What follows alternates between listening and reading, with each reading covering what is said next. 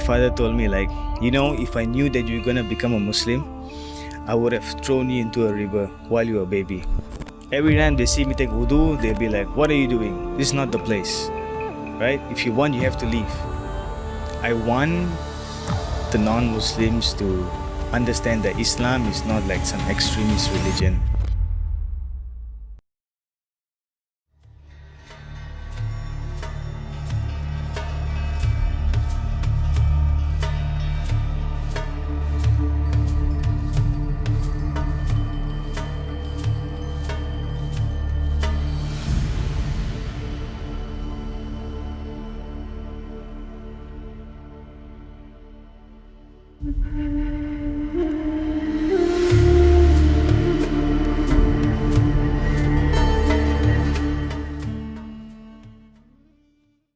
Assalamu alaikum, Brother Joshua. Wa alaikum assalam, Dr. Azam. Now, Joshua is your birth name, isn't it? Yes, my birth name. So when you converted to Islam, you didn't change I your didn't name. change. You don't have to anyway. I don't have to, yeah. Now, you embraced Islam quite recently. Yeah, it's quite recent, about 3 years. Yeah, Mm. 2024, 2022. 2022. Yeah, you embraced 2022. Islam, yes. Yeah. What attracted you to Islam? Ever since I was a kid, when I went to school, because in Malaysia we have something called Sekolah Kebangsaan, where there's a multicultural of students there. There's Chinese, Indians, and the Malays. The Malays are usually born Muslims. So during my time in school, I was always quite curious, like, why does the Malays always have like a certain advantage? They have like a prayer room in the school. So I was always very curious, and I asked around, like, can I enter the prayer room? And then they'll be like, oh no, you cannot. Yeah, if you go in because you're of different faith. So What was your faith before? I was a Christian before. Mm. I was like, whoa, like that's interesting. So do I need to like have this access card, then I can go inside? But in reality, then I understood you don't have to, right? But they were kids, so I didn't know. So it piqued my interest, and every single time when they have like the Maulid, or they have like Isra Mi'raj, they speak about all these things, and in school they have all these talks. They invite all these ustaz, they come and share, and we non-Muslims will be upstairs just doing nothing, right? You felt excluded. Yeah, I feel excluded, and then I'll be hearing, and they'll be singing songs. Back then, I didn't know it was zikir, so they'll be singing songs and all that. I'll be like, wow, so interesting. Like they're doing so many activities, and I'm so attracted. And this song or zikir, it stuck to me until I became a Muslim, right? Yeah. So the zikir, they always say, like, Subhanallah walhamdulillah wa la ilaha illallah, Allahu Akbar. So it stuck to me until I became a Muslim. You memorized it. Yeah, in my head. And it always comes to me like so randomly. Like so randomly it comes to me, and it always keeps me very calm. And I like this music. But I wanted to know what is it, what it is, right? But and no one could actually explain to me. I say, do you know this Malay song? but in general, it's like, it's a zikir, right? So I didn't know how to explain it until only when I became a Muslim. Then I understood what it was, the meaning of it, and Alhamdulillah, it was an amazing journey. Were you influenced by any of your friends? Yeah, I actually had a friend of mine. He's a very close friend of mine, and he told me his dad was a revert. So I was curious, like, oh, you can actually change your religion? It's like, yeah. He was a Christian, and then he became a Muslim. So that also piqued my interest, and this was when I was in college. So I went and met him, and then I used to debate him. Yeah, because it's like a football club. I support Manchester United and you're Chelsea. So I want to win. Right? I want to win. So I did my own research. I brought questions. And he just told me, you know what? You just study your own religion and eventually you'll find the truth. That's what he said to you. Yeah. So I read my own books. I read the Bible. And I understood the religion. And Alhamdulillah, eventually led me into Islam. Of course, I consumed, YouTube from Sheikh Ahmadidat, of course. So that really brought me into Islam. Yeah. But this friend's father of Yeah. yours, he didn't try to convince you? Strange. No. Ah. Yeah. He just told me, you'll find it. And he told me this phrase: when the student is ready, the master will come. Subhanallah. he probably had an experience. Yeah, definitely. Yeah, it was a supernatural experience. Yeah.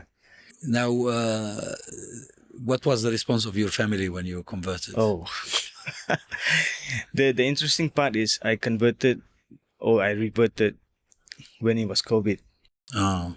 Yeah, and when it was COVID, I actually reverted, and I told them that I'm now a Muslim, and it was in the month of Ramadan, just a week before Ramadan, and they were furious, and they asked me to leave the house, but I told them I cannot because it's COVID, it's lockdown.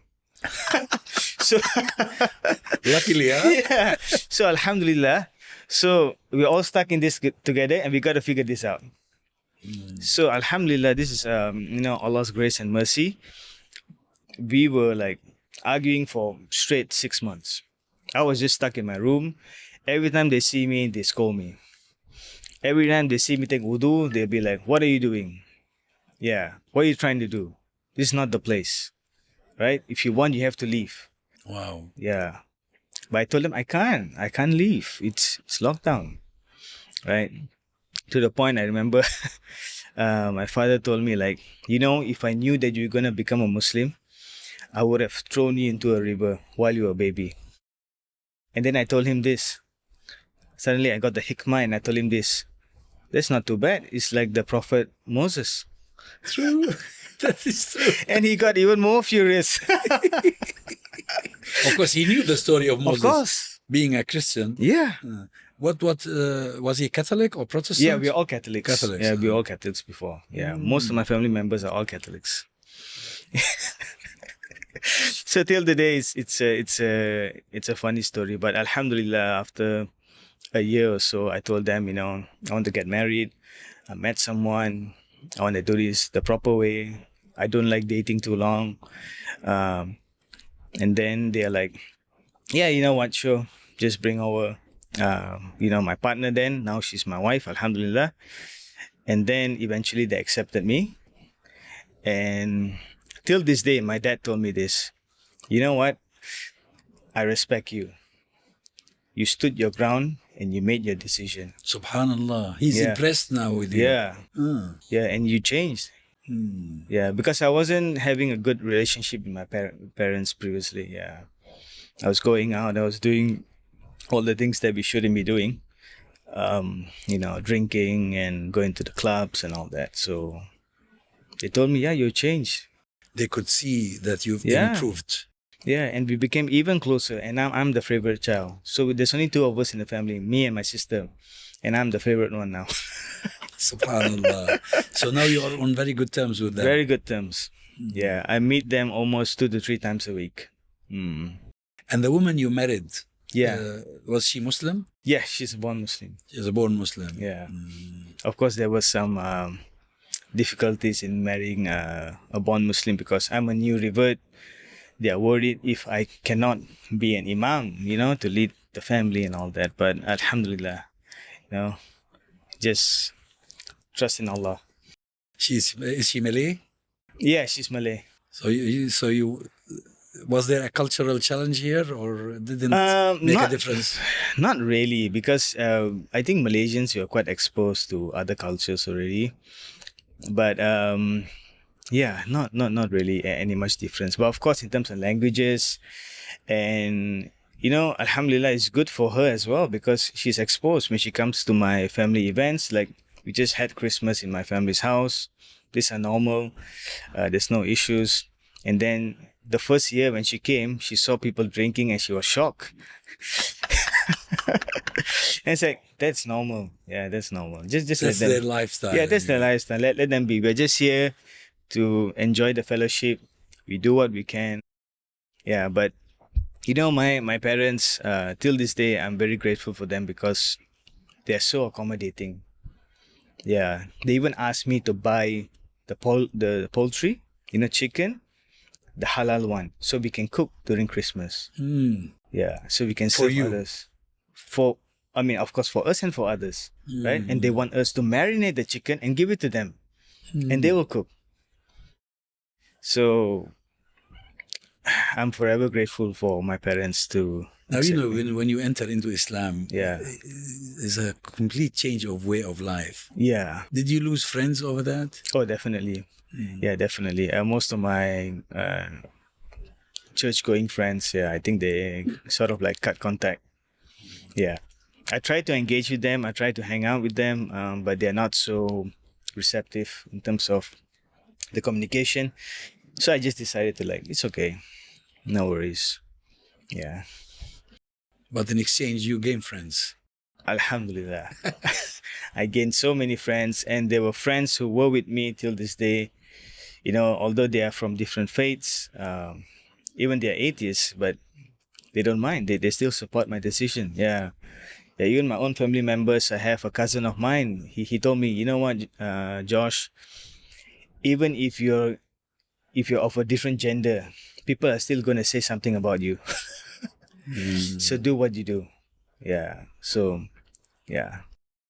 Now, apart from the initial problems you had with your parents, what were the main challenges facing you? Oh, of course, committing to my 5 times a day the prayer at home, because they do not allow me to do so.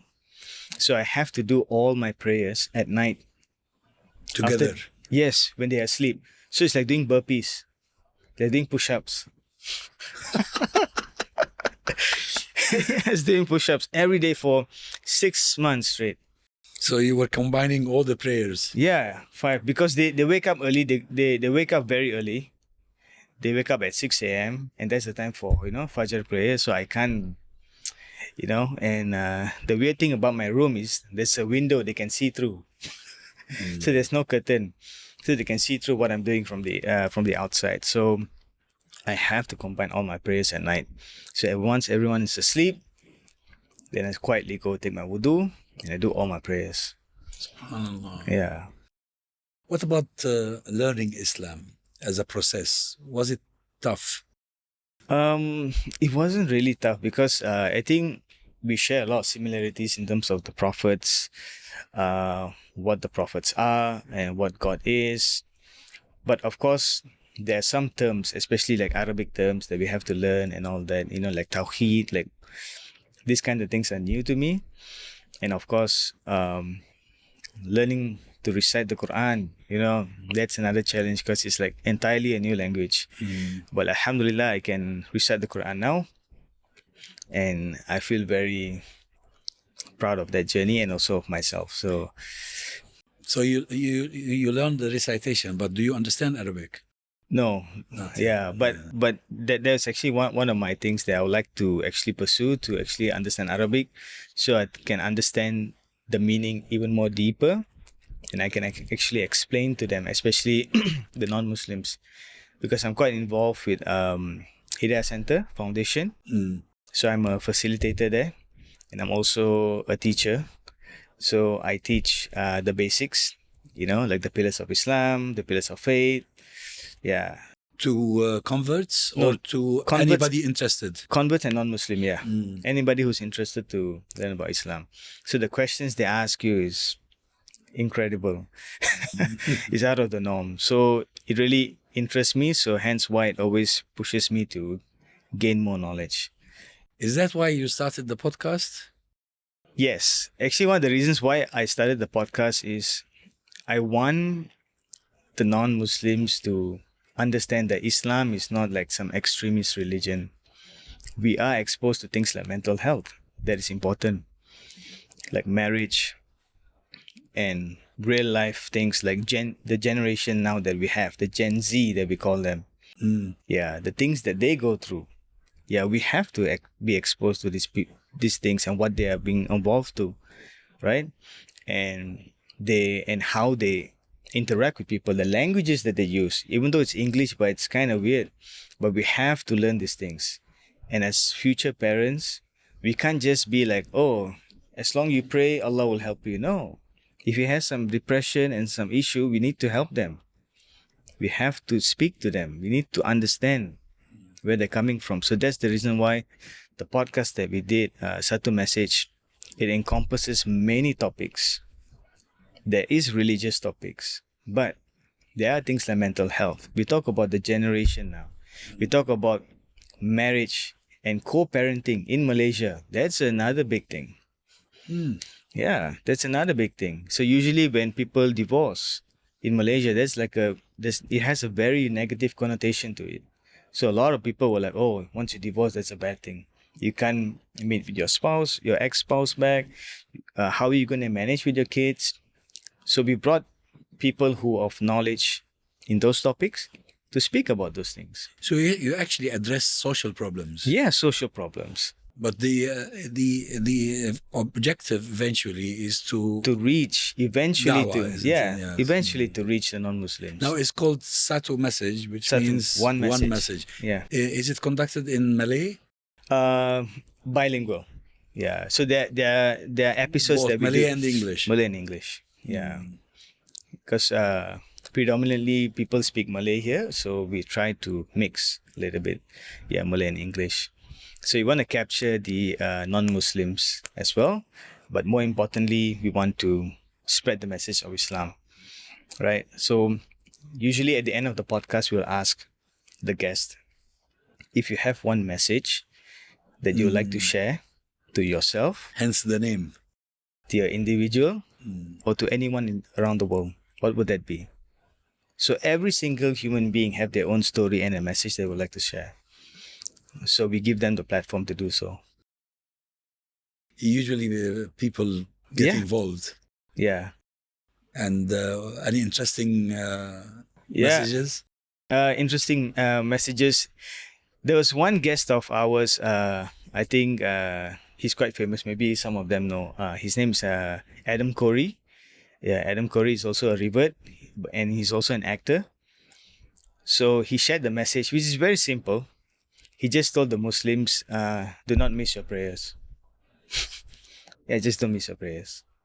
Whatever you do in this life, whatever you It's do, true. yeah, bad, good, don't miss your prayers. As-salatu imaduddin. Yes. Prayers are the pillars Yes, of the deen. Yeah. So if you don't establish it, the whole correct. thing Everything collapses. crumbles. Yeah. Crumbles. That's one of the first questions that Allah will ask you as well about your salah. So if you don't uphold that, what about the rest? Yeah. Now, when you decided to embrace Islam, it's here in Malaysia in particular, there's a bit of sensitivity about non-Malays becoming Muslim. Correct. Is this in itself a challenge? Because usually Islam is associated with being Malay. Correct. Was this a challenge in itself, or in your case it was just easy? It was a social challenge because people would assume, oh, now you're a Muslim, now you're Malay. So you need to wear the songkok, and you need to wear the baju Melayu. And the sarong. Yeah. So you got to do all those things, but no. So Alhamdulillah, that gives me the opportunity to actually clarify those doubts because most of my friends are non-Muslims. So they asked me, so Josh, so now are you a Muhammad now? I said, no. My name is still the same. My name is Joshua. And I showed them my identification card. And then they're shocked. Oh, so you don't have to put a Muhammad in the front? Yeah. So a lot of things that they don't know. So I feel like there's a lot of work that we have to do in Malaysia as well in terms of da'wah, especially to the non-Muslims, because they have this very negative, like, oh, you become a Muslim, now you're Malay, or if you become a Muslim because you want to get married to a Malay. That's the only reason. Oh, you became a Muslim because you want to get married. Yeah, so that's a very common thing in Malaysia. So it was a little bit of a challenge, but I managed to clarify those things, alhamdulillah. Now you told me that you try to help reverts Yep. or at least explain Islam to the non-Muslims through your work with the Center. Yeah. Hidayah Center, and they are the ones who introduced Yeah. introduced you to me, and also through the podcast. How helpful is the Malay society in cases like yours, when people from the Indian community or any other community come to embrace Islam? If you go through the right channels, they're very helpful. But in general, as I mentioned, like maybe they would assume that, oh, you're just becoming a Muslim because you want money. Yeah, because there's in general, it's all layman Malays, so they would assume that. But if you go through the right channels, then they're very, very helpful, right? And I don't think it's so much about the race as well, because we have reverts in those right channels. But we just need to further expose there are people like us around that requires help, right? And we are just like you when you're kids, we are learning. So we are also learning. And it's something very heavy for us to learn. Yeah, because it's something new, it's a totally different language. And we have to recite the Quran. So it's something that they have to be exposed to, right? And we have a lot of job to do as well. And we have to teach them about these things also. Like we are still Indians, we are still Chinese. We are not Malays, but we are Malaysian, right? Yeah, so that's important. Now, you told me you had a sister. Yes. Is she younger or older than Older. you? Older. Do you have you had any conversations with her about this? Is she at all curious? She was not curious, but occasionally, so we have this thing in our family, right? So she doesn't like people coming to her house. Right. So I told her, you know what? Actually, that's a good thing if people want to come to your house. Yeah, in Islam, that's a blessing. People bring blessing and they take away the sins for you, right? And then she's like, oh, but then she still don't like people coming to the house. I have to clean, I need to cook, it's so tiring and all that. And she always asks me, why do you like people coming to your house all the time? Yeah. And I love having people around. Yeah, it's a good thing, it's barakah, right? So people come, we share blessings. Yeah, and the time taken nowadays, especially to go and visit someone is a huge thing. Because nowadays we are just behind our phones. You can just call someone, hey, how are you? Blah, blah, blah, bye. But the ability to go and meet them is a totally different thing. So I really take that into heart. Like, that's very important. So that's my opportunity to give her a bit of da'wah. So inshallah, she gets the hidayah. Inshallah, of course, as a Muslim, you'd love this hidayah to arrive at the door of your beloved ones. Yeah. What better can you hope for? Yeah, but you know what's surprising? In my family, my mother, I would say she's very much a Muslim. She don't drink, she don't eat pork. When she goes to church, she covers herself. Yeah, She's religious anyway. She's religious anyway. Subhanallah. So when I see these things and the values that she has, is very much of a Muslim. Yeah. But my sister and my dad, of course, they drink and all that. Yeah. But only my mom. She doesn't like drinking. She doesn't like eating pork. She doesn't like doing bad things. She loves having people around. She speaks good of people. She goes to church. She covers herself. So I asked her, like, why do you cover yourself when you go to church? Is it because it's cold? She said, no, just in terms of modesty. Well, Virgin Mary was covered. Yeah. So I feel like they know. It's like the fitrah, right? Yes. I think they know. Yeah, it's just true. It's true. It's the Yeah. fitrah. Subhanallah. Yeah. Now, when someone like you, an Indian Christian, become a Muslim, Yeah. does that make you change your perception of the world, of what goes around you? how what sort of positions do you adopt vis-a-vis Muslim issues, for instance? For the Indian community?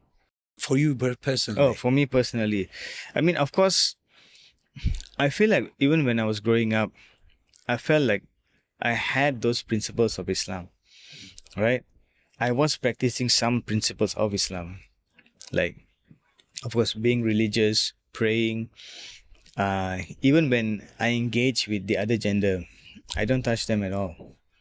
So I just realized, oh, in Islam, okay, if they're not your mahram, then you can engage with them. So, and I even took things like, dating and all that very importantly. So I only like legitimately dated is my current wife. So I took those things very important to me. And even I spoke about my friend, a close friend of mine, the dad was a revert. He told me, like, as a Christian, you're actually a very good guy. You practice all these things. Yeah. Yeah, it's just that you're not a Muslim, so that's the difference. I said, oh, okay. So I was even more curious. Yeah, but it expanded my view on the world, that this world is actually a test. There's so many things I'm exposed to, and especially in other religions, they don't really speak about this, like the ghaib, right? The things that we cannot see, the unseen. And I do believe in those things. So when I engage with people and they told me, like, there's things like jinn, but I'm sure you don't believe it, Josh, you're a Christian. But I said, I do. Yeah, I do believe. Yeah. That was before you became Muslim? Before I became Muslim. And they were shocked. Oh, you believe in all these things? Yeah, of course. Well, a proper Christian will have to believe in them. Yes. It's just like Islam. Correct. Yeah. But it's not widely preached, like these things exist. Right. So, yeah. So it really widened my exposure and also how I view the world, right? There's so many things that I have to learn. And I'm excited. Yeah. Well, it's a continuous process, isn't it? Yes. Yeah. To improve. And as a Muslim, I think it's important that in Islam they teach you to improve on a day-to-day basis, right?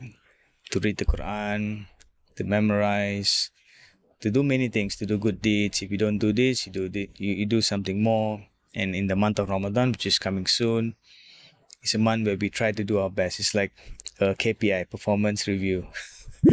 Like we try to do our best to even better than the year before.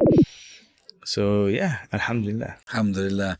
I'm really grateful for that you have spared the time and come to share your experience with me. No problem. Thank you so very much. Jazakallah khair. Thank you. Assalamu alaikum. Alaikum assalam wa rahmatullahi wa barakatuh.